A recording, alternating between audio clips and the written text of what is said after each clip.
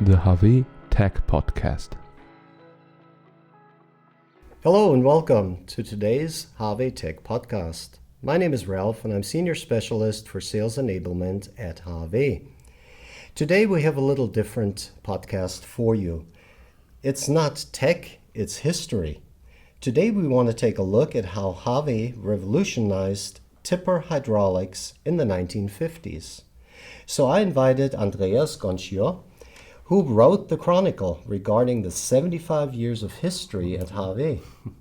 Welcome, Andreas. Nice to see you and nice to have you, and I hope you can tell our audience some very interesting facts today. I hope so. Thanks for inviting me. It's nice to be here and to talk about this living history at HAWE, and I would really look forward to dig deep in the history together with you. Sounds great. Well, let's dive into it. The application we're talking about today is tipper hydraulics. When did this start? This was very early, already in 1950s, where HAWE started with this tipper hydraulic applications. It was the second application at HAWE that became very famous and very, very strong. Mm-hmm. And this product requirement fits perfectly fine to HAWE. Mm-hmm. It must be small and it must be easy to fit into all those tight spaces. Yes, that's the one thing, and the other thing is the seated valve technology to be sealed, really sealed, which was not state-of-the-art in those days. So this was a very special HAWE solution, and HAWE was on the forefront of this technology. Wow. So leak-free, sealed, and compact. Yeah. That's what we know today. And that's a mark of HAWE products, as we know. What else was special about this HAWE solution back then? Back in 1950, this was a very modern thing. Yeah, this was electrification. Electrification brought a very simple and banal benefit. It was just getting wire instead of hoses. Mm-hmm. That's it. So particularly in the case of trailers with a tipper function, and as you know, it's usual to take away a trailer from the truck, and in this case, the hoses had to be disconnected because this hydraulic on the trailers has already been served from the truck's main engine. So hoses were necessary, and if they are dismounted, sometimes they fall down in the dirt, happen very often, and then people get it out of the dirt and connect it again. And what happens is quite clear, dirt in the system. And this is the same in 1950 as it is today. Dirt is a kind of poison for hydraulics, always. Definitely. And that poisoning or pollution, because I mean it ran into the ground too, that could be avoided now by HAWE.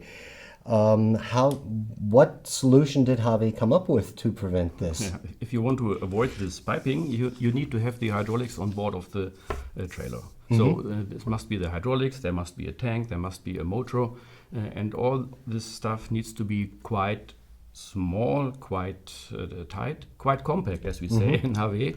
And this is what we did. So we put the motor in the tank, put it on the chassis, and voila, this was the first power pack. That sounds great. How did the customers feel about this? Oh, they loved it. You can imagine. I bet. They could take away a huge problem from their customers by this HAWE solution.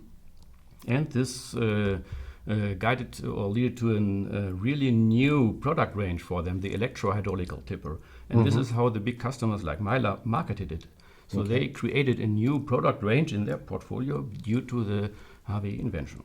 And this was a big effort in newspapers and in the advertisement, so both from HAWE and from customer side. In 1954, there was a bunch of articles in several papers. Okay, so business was really booming. Business was booming.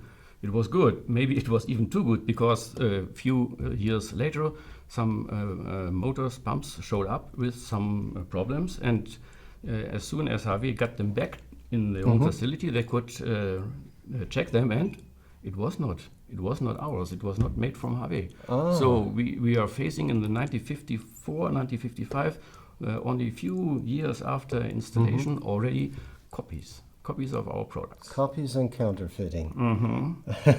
So HAWE was really well ahead of its time in all issues, good and bad. Today, electrification and counterfeiting are big trends. But we already worked through it in the 1950s. Yes. And I really may see this as a kind of an award. You will only copy from the best, won't you? Exactly. So this is what we faced in the big success of this product range. Okay. So anything more you'd like to mention about... So this was the look back in the history, quite exciting, I guess. And also today, of course, we are still delivering to those applications and in particular to the customers. Mylar is customer since 1950. Today, we are serving, of course, with the seated valves. That's big quantity, and as well with some pumps now assembled not on some trailers, but assembled on the PTO of the truck's engine. Also exciting. Okay, so that's the auxiliary drive you're mentioning? This one. Okay, yeah, that sounds interesting. I think we could talk another podcast full of time I would love with to this do so. and really delve into it. But unfortunately for today, we've come to the end of this podcast, and I appreciate today's glimpse into the past of HAWE. 75 years is a long time. I'm sure you have many stories you could tell. Yeah. And I would love to have you again in a future podcast to tell our audience more about HAWE and its history. It would be my pleasure. Yeah. And I thank you for listening again to today's podcast. If you have any suggestions for future podcasts, we would love it if you would send us an email to podcast@hawe.de. And thank you very much from my side. Hope you enjoyed this tour into the past. And thank you very much, Andreas, for coming. And hope to see you again. Yeah, hope so as well. Thanks. Bye-bye.